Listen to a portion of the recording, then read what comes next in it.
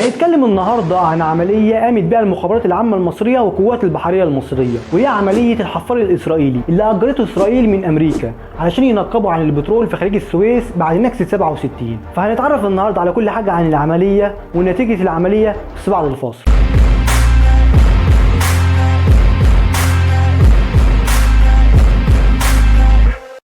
بعد نكسة 67 إسرائيل قالت إنها هتجيب حفار ينقب عن البترول في سيناء، وأجرت الحفار من أمريكا علشان يروح خليج السويس وينقب عن البترول. فالمعلومات دي وصلت للمخابرات الحربية المصرية، وعرف الرئيس جمال عبد الناصر فقرر إن لازم الحفار ينضرب قبل ما يوصل خليج السويس. لكن كان في مشاكل لأن الحفار صنعته شركة إنجليزية، والحفار كان ملك أمريكا ومتأجر للصهاينة، وهيتم سحب الحفار في المحيط بقاطرة هولندية، والعملية هتكون في دولة إفريقية. فأنت علشان تعمل العملية ديت لازم تعرف إنك لو غلطت هتواجه 5 دول مش اسرائيل بس. فالعمليه مطلوب من افرادها انهم يقوموا بالعمليه من غير ما يتم اثبات اي حاجه على مصر. المهم ان وصلت معلومات بتقول ان الحفار واقف في ميناء دكار في السنغال، فاختاروا مجموعه من الضفادع البشريه وجابوا معاهم الالغام ديت طورتها القوات البحريه المصريه وضافوا لها مؤقت. فهيروح افراد الضفادع البشريه بالالغام ويسافروا بشخصيات مختلفه للبلد اللي هيتم فيها العمليه، علشان الموساد كان موجود في افريقيا بشكل كبير جدا ومأمن الحفار. فالمطلوب ان هيوصل افراد الضفادع البشريه للميناء ويحطوا الالغام تحت الحفار وينفجر الحفار. لكن كان محطوط 3 خطط بديله لو ما نجحتش العمليه، والخطه الاولى هي انهم يجيبوا سفينه صيد مصريه ويكون طاقم الضفادع البشريه في السفينه ومعاهم الالغام، وهيفضلوا ماشيين ورا الحفار باللاسلكي في المحيط. واول ما يدخل الحفار المينا هيكون دور الضفادع البشريه انهم يلغموا الحفار، ودي كانت الخطه البديله الاولى. الخطه الثانيه هي انهم ياجروا يخت في المينا اللي موجود في الحفار، واليخت ده هيكون فيه حفله، والحفله وهي شغاله ينزل افراد الضفادع البشريه يلغموا الحفار ويمشي. والخطه الثالثه كانت محطوطه لو هرب الحفار من المخابرات المصريه، وهي انهم يضربوا الحفار بمدفع الRPG اول ما يخش البحر الاحمر على طول. ورئيس هيئه المعلومات وضع خطه كمان قال فيها ان تخرج طياره مصريه وتقف في ميناء عدن، ويتم ضرب الحفار بالطيران لو هرب الحفار من المحاولات اللي فاتت دي كلها. ورائد المخابرات الحربيه انور عطيه بيقول وقتها انه كان مسؤول عن البحريه الاسرائيليه، وطلب اللواء محرز مدير المخابرات الحربيه منه انه يحضر محاضره عن الحفارات البحريه بالمخابرات العامه. لكن بعدها اكتشف انها مش محاضره وانها اجتماع سري جدا، والاجتماع ده كان في يناير 1970. ورائد المخابرات الحربيه انور عطيه في البدايه كان متحفظ على فكره تدمير الحفار، وقال ان مصر حاليا غير قادره على استيعاب رد فعل اسرائيل للتصعيد البترولي، خصوصا زي ما قلت لك في الاول ان في 5 دول مشتركه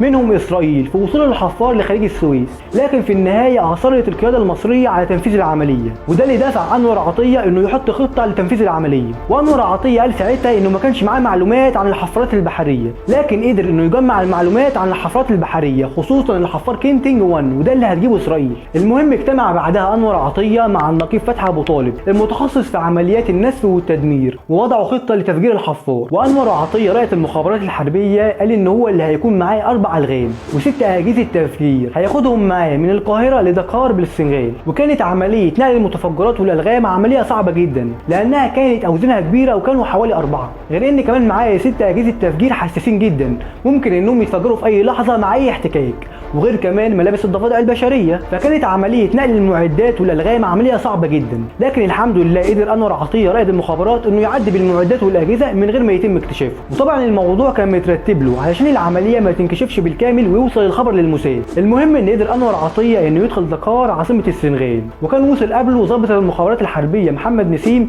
الشهير بقلب الاسد. فاول ما وصل قال له محمد نسيم ان الحفار مشي من ميناء دكار واتحرك، ودي كانت صدمه، فتبدا العمليه من النقطه 0 تاني. المهم ان رجع انور عطيه للقاهره واجتمع بقيادات المخابرات عشان يعرفوا المكان او الميناء اللي هيقف فيه الحفار علشان يفجروه قبل ما يدخل خليج السويس. المهم ان انور عطيه راح لمدينه ليجوس بنيجيريا، ومن هناك راح لابيجان بساحل العاج، وقابل هناك السفير المصري واسمه احسان طلعت، وهو كان ضابط سابق بالبحريه المصريه. وانور طلعت اول ما اتاكد من وجود الحفار بميناء ساحل العاج فقال للسفير المصري بحقيقه مهمته.